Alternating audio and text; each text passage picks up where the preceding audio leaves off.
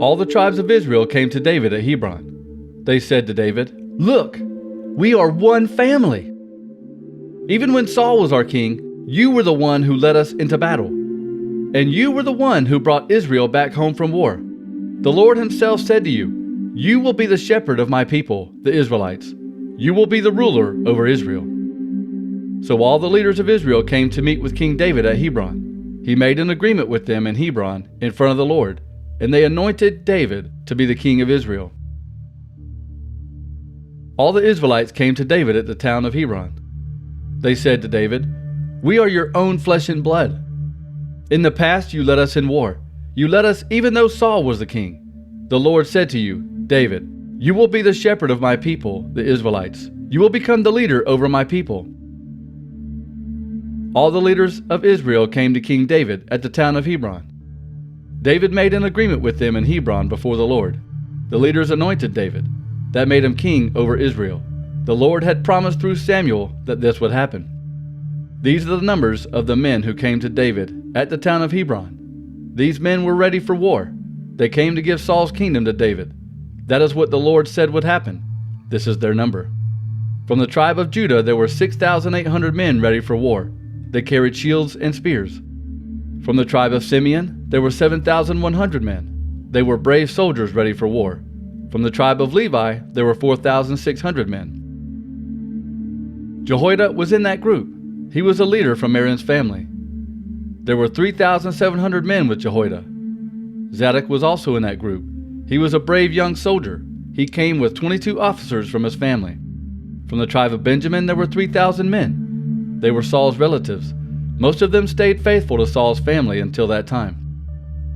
From the tribe of Ephraim there were 20,800 men. They were brave soldiers. They were famous men in their own families. From half the tribe of Manasseh there were 18,000 men. They were called by name to come and make David king. From the family of Issachar there were 200 wise leaders. These men understood the right thing for Israel to do at the right time. Their relatives were with them and under their command. From the tribe of Zebulun there were 50,000 trained soldiers. They were trained to use all kinds of weapons and were very loyal to David. From the tribe of Naphtali there were 1,000 officers. They had 37,000 men with them. These men carried shields and spears. From the tribe of Dan there were 28,600 men ready for war. From the tribe of Asher there were 40,000 trained soldiers ready for war. From the east side of the Jordan River there were 120,000 men from the tribes of Reuben, Gad, and half of Manasseh. They had all kinds of weapons. All these men were brave fighters. They came to the town of Hebron for one reason: to make David king of all Israel. All the other Israelites also agreed that David should be king. The men spent 3 days at Hebron with David. They ate and drank, because their relatives had prepared food for them. Also, their neighbors from the areas where the tribes of Issachar, Zebulun, and Naphtali live brought food on donkeys, camels, mules, and cattle. They brought much flour, fig cakes, raisins, wine, oil, cattle, and sheep. The people in Israel were very happy. When the Philistines heard that the Israelites had anointed David to be the king of Israel, all the Philistines went up to kill him. David heard about this and went down into the fort at Jerusalem. The Philistines came and camped in Rephaim Valley.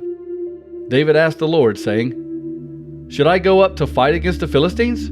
Will you help me defeat them?" The Lord answered, "Yes, I certainly will help you defeat the Philistines." Then David went to Baal-perazim and defeated the Philistines in that place. He said, "The Lord broke through my enemies like water breaking through a dam." That is why David named the place Baal-perazim. The Philistines left the statues of their gods behind at Baal-perazim. David and his men took them away. Again the Philistines came up and camped in Rephaim Valley. David prayed to the Lord again and got this answer: "Don't go up the valley. Go around them to the other side of their army.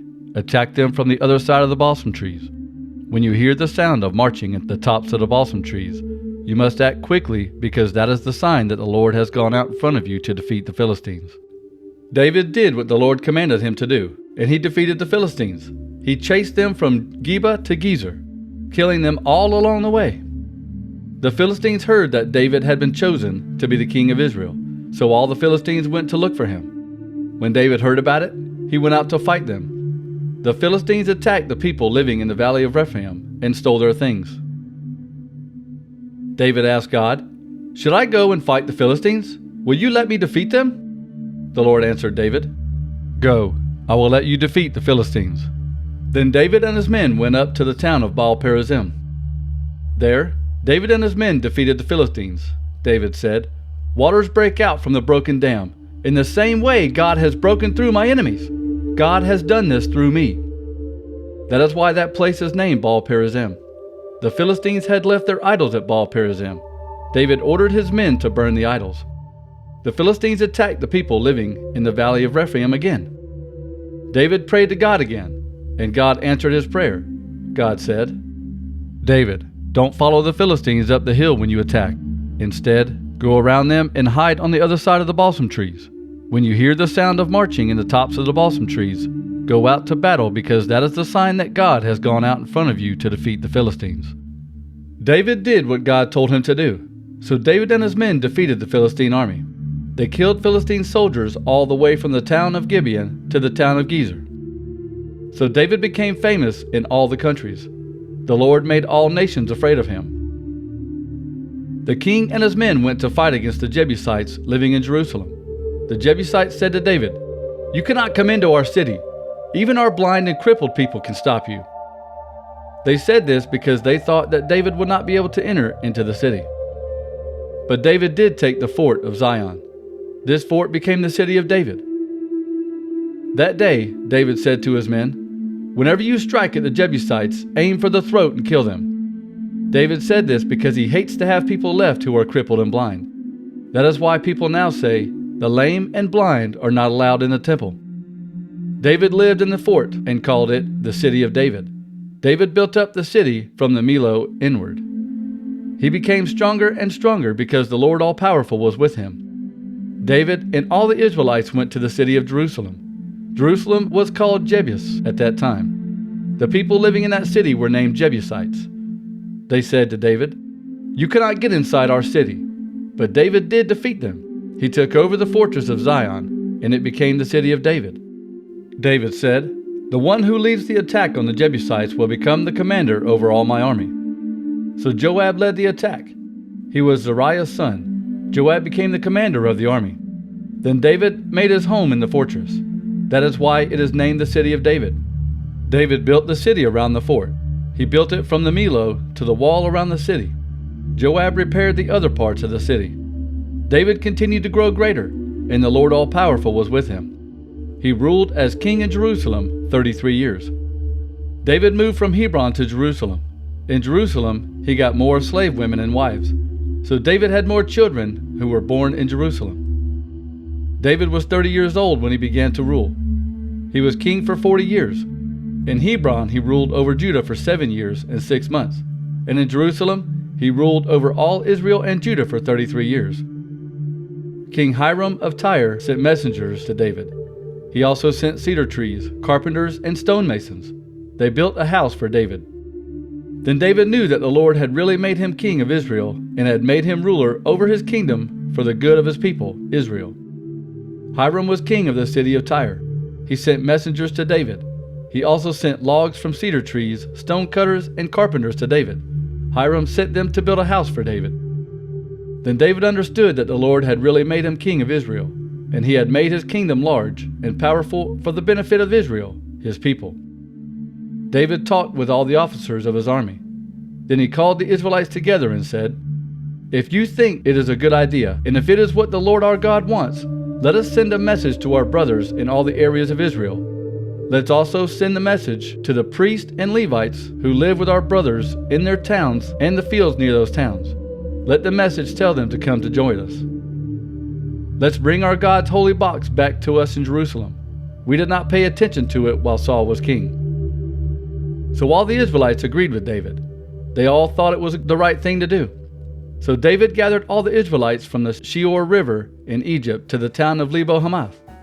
They came together to bring the box of the agreement back from the town of Kiriath Jearim.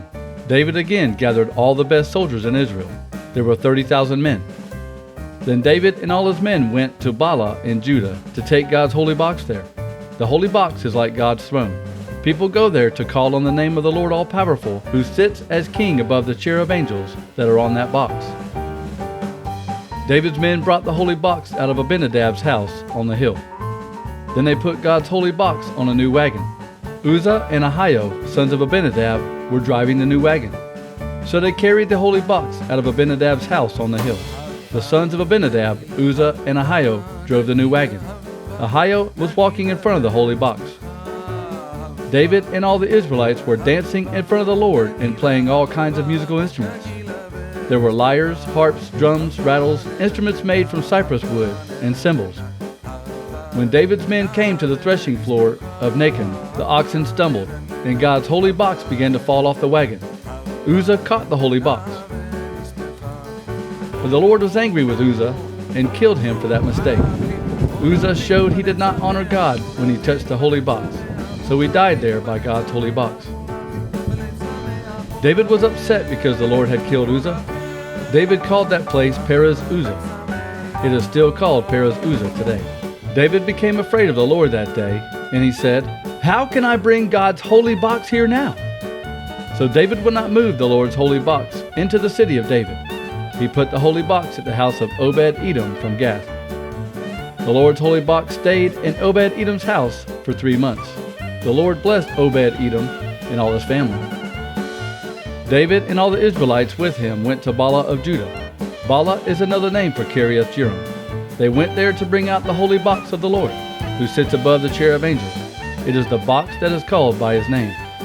The people moved God's holy box from Abinadab's house and put it on a new wagon. Uzzah and Ahio were driving the wagon. David and all the Israelites were celebrating before God. They were praising God and singing songs. They were playing harps, lyres, drums, cymbals, and trumpets. They came to Kidon's threshing floor.